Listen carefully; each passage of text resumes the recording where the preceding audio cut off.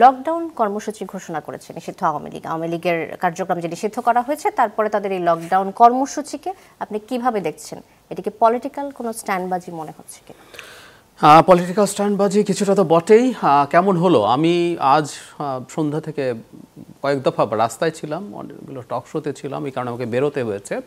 গতকাল সন্ধ্যায় রাতে আমি ঢাকার অবস্থা দেখলাম এবং আমি দেখলাম ঘটনাচক্রে গত ৩-৪ দিন, অন্তত গত 2 দিন তো বটেই, আমি ঢাকায় মানুষের মধ্যে খানিকটা আতঙ্কই দেখলাম।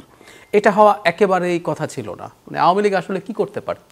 তারা কিছু জ্বালাও পোড়া, কয়েকটা গাড়িতে আগুন দিয়েছে, দুর্ভাগ্যজনকভাবে একজন মানুষ মারা গেছে এবং কিছু ককটেল ফাটিয়েছে, এতে অনেক কিছু কি হয়ে যেত। কিন্তু আমার কাছে মনে হলো সরকার একটু বেশি রিয়্যাক্ট করেছে। যেমন ধরুন, সরকারের ব্যবস্থা নিক, তবে ঘোষণা করছেন আমি বিজিবি নামাচ্ছি, এই যে আইসিটিতে আজকে রায় হলো, কেন আমাদের এটা এত বড় বড় নিউজ হিসেবে জানতে হবে? যেখানে সেনাবাহিনী তলব করা হয়েছে, সেনাবাহিনী তো অলরেডি ফিল্ডে আছে, একটা আইন শৃঙ্খলা বাহিনীর মতো। আজকে যেহেতু এখানে রায়ের তারিখ ঘোষণা করা হবে, এখানে এমনি সব থাকতে পারতো, ফলে একটা প্যানিক কিন্তু তৈরি হয়েছে। আওয়ামী লীগ এই অর্থে সফল যে তারা এই প্যানিকটা তৈরি করতে পেরেছে, এবং এই প্যানিক করাতে তাদের একটা, বা তৈরি করার পেছনে তাদের একটা উদ্দেশ্য আছে বলে আমি মনে করি। খেয়াল করবেন, আওয়ামী লীগ এখন মানে বাস পোড়াচ্ছে, ককটেল ফাটাচ্ছে। কেউ এই ন্যারেটিভ হয়তো তৈরি করার চেষ্টা করবে যে ওকে এই ধরনের সন্ত্রাসের দিকে ঠেলে দিয়েছে সরকার। কি অর্থে? আওয়ামী লীগের তো বিচার হবে, আমরা আওয়ামী লীগের বিচার চাই। আওয়ামী লীগকে আমাদের দাবি হচ্ছে আইসিটিতে এই বিচার আওয়ামী লীগের করা উচিত, যে সংগঠন হিসেবে আওয়ামী লীগ মানবতা বিরোধী অপরাধে যুক্ত আছে কিনা। আমি জানি না কোনো অগ্রগতি আছে কিনা, কিন্তু ভিজিবলি আমরা দেখিনি যে বিচারটা শুরু হয়েছে। কিন্তু আওয়ামী লীগ তার কর্মকাণ্ড পালন করতে পারছে না একটা সরকারের নির্বাহী আদেশে। সন্ত্রাস দমন আইন 2009-এ একটা সংশোধনী এনে তার কর্মসূচি নিষিদ্ধ করা হয়েছে, যে কারণে সে এখন কোনো রাজনৈতিক কর্মসূচি পালন করতে পারে না এবং সে নির্বাচনেও পার্টিসিপেট করতে পারবে না বিকজ অফ দ্যাট।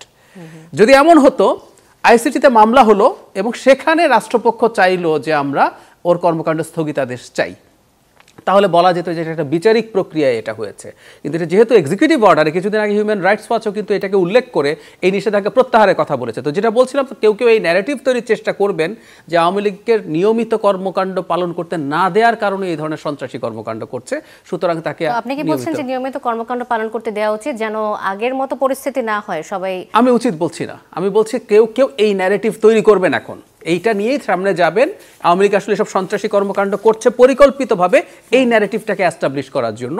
ফলে অন্তত আন্তর্জাতিক চাপ তো আছে। ইভেন যে জাতিসংঘের কথা আমরা আজকে যে বলছি, যে শেখ হাসিনার বিরুদ্ধে আসলে জাতিসংঘের মানবাধিকার হাইকমিশনের যে রিপোর্ট, মানে ওখানে ক্যাটাগরিক্যালি বলা হয়েছে ওনার পরিকল্পনায়, ওনার কোঅর্ডিনেশনে, ওনার নেতৃত্বে এই ঘটনাগুলো ঘটানো হয়েছে। খুবই গুরুত্বপূর্ণ, এবং তাদের কাছে প্রচুর ডকুমেন্টও আছে। তারা সরকারকে দিত, এই রিপোর্টে লেখা আছে, দিচ্ছে না কারণ আমাদের মৃত্যুদণ্ড আছে এবং আমরা ইন অ্যাবসেন্সিয়া বিচার করছি, তার অনুপস্থিতিতে বিচার করছি। কিন্তু সেখানেও আওয়ামী লীগ নিষিদ্ধের বিরুদ্ধে তাদের অবস্থান আছে। সো আন্তর্জাতিক একটা চাপ আছে, সো সেই কারণেই সম্ভবত আওয়ামী লীগ এই কাজগুলো করছে। জি, ধন্যবাদ ডক্টর জাহিদুর রহমান।